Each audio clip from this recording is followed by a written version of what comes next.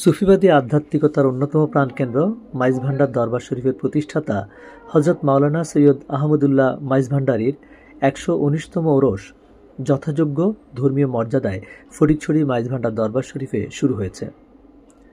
বৃহস্পতিবার সকাল থেকে ঐতিহ্যবাহী ওরসের আনুষ্ঠানিকতা শুরু হলেও এ উপলক্ষে মাইজভান্ডার দরবার শরীফে গত কয়েকদিন আগে দেশি বিদেশি ভক্ত এবং আশেকানরা জড়ো হতে শুরু করে। এবার ভারত, পাকিস্তান এবং মিয়ানমার থেকে বিপুল সংখ্যক ভক্ত ওরসে যোগ দিয়েছেন। আজ সকালের পর রওজা শরীফ গোসল ও গিলাপ চড়ানোর মাধ্যমে শুরু হয় ওরস শরীফের আনুষ্ঠানিকতা। আর নানা আয়োজনের মধ্য দিয়ে ওরস চলবে আরও 2 দিন।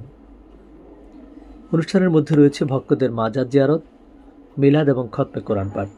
ওরসকে কেন্দ্র করে পুরো মাইজভান্ডার দরবার শরীফ এলাকা লোকে লোকারণ্য হয়ে পড়েছে।